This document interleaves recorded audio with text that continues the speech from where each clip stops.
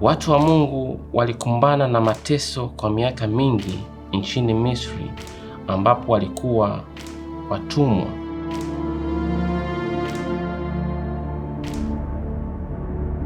Lakini Mungu akasikia kilio chao na akaanza kuokoa watu wake na kumtuma mtumwa wake Musa. Musa na nduguye Haruni walikwenda na kumwambia mfalme wa Misri, hivyo anasema Bwana Mungu wa Israeli, waache watu wangu watoke waende jangwani kusherekea kwa heshima yangu. Lakini Farao mfalme wa Misri akawajibu, huyu ni Mungu gani nitaweza kumtii? Simjui, wala sitawaruhusu Waisraeli waondoke.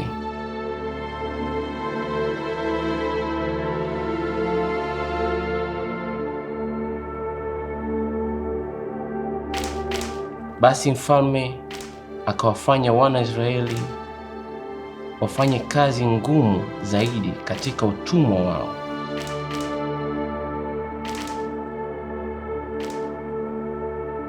Tena Mungu akamwambia Musa, mimi ndimi Bwana Mungu wako. Enda ukamwambie mfalme wa Misri kila kitu nilichokuagiza, japo mfalme wa Misri atakataa kukusikiza.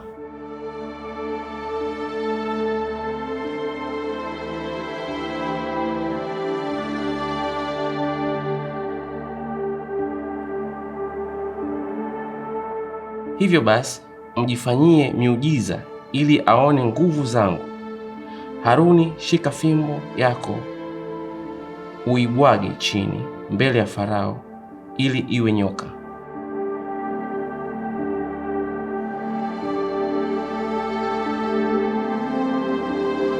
Ndipo Farao naye akawaita wajuzi na wachawi na hao waganga wa Misri, wakafanya hivyo na fimbo zao zikawa nyoka.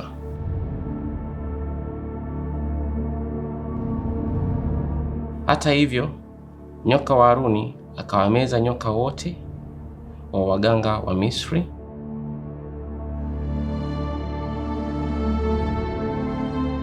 Moyo wa Farao ukawa mgumu asiwasikize, kama Bwana alivyonena kuwa awaache waende.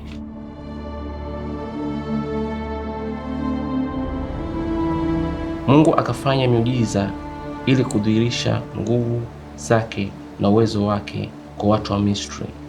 Mungu akageuza maji ya mto kuwa damu.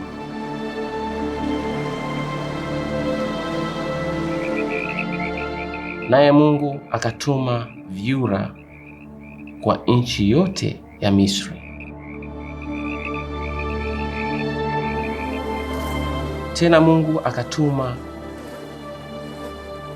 chawa na inzi.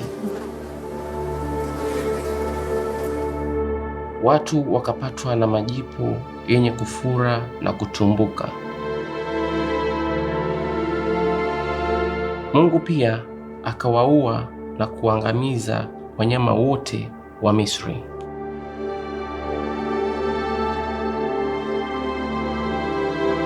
Hivyo basi, wale waganga wote wa Misri wasiweze kufanya lolote, wakamwendea Farao na kumwambia, Mungu wa Israeli ndiye Mungu wa kweli. Ila Farao akakana asiwasikize, kwa maana Bwana aliwafanya moyo wake kuwa mgumu.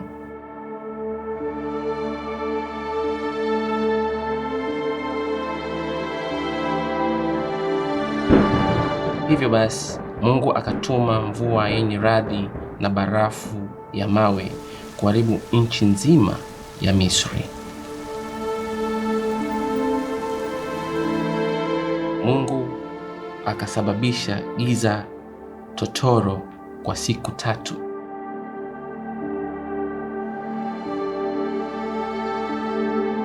Mfalme alipoona yaliyotukia, akatuma watu kuwaita Musa na Haruni.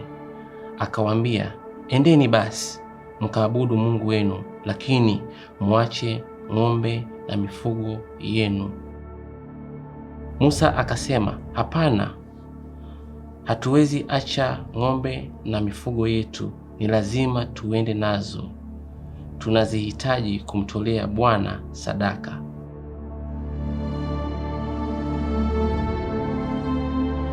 Hivyo Farao akawanyima ruhusa yao ya kuenda. Alafu Musa akamwambia mfalme Farao, hivi ndivyo asemavyo Bwana, kati ya masaa ya usiku nitapitia nchi yote ya Misri na nitaua kila mtoto wa kwanza wa kila familia.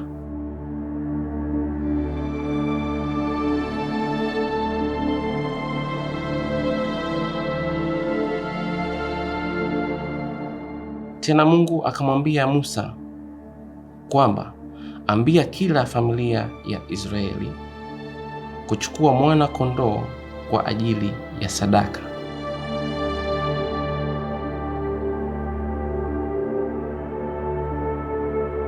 Katika machweo ya jua, kila familia itachinja mwana kondoo. Watapaka damu yake kwenye nguzo mbili na juu ya mlango wa nyumba zao. Kwa maana damu hiyo itakuwa ishara, na nitakapoiona nitapita juu yenu. Hakuna hata mmoja wenu atakayekufa katika pigo hili la kifo. Basi Israeli walifanya kila kitu kama Bwana alivyowaamuru. Katika usiku wa manane, Mungu aliua wana wa kwanza wote nchini Misri. Usiku huo mfalme wa Misri aliamka na kulikuwa na kilio kikubwa nchini Misri.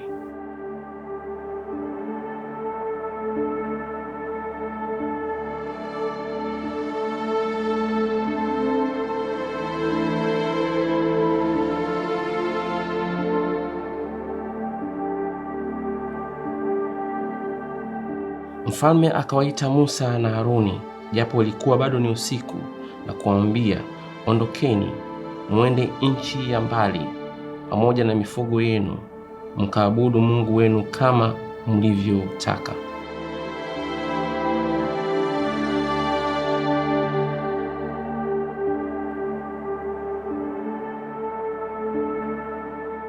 Usiku ule ule watu waliondoka kwa miguu, takriban 600,000 pamoja na wanawake na watoto, wakiwa na ng'ombe zao na mifugo yao, kuelekea jangwani kwa ajili ya kuabudu Mungu.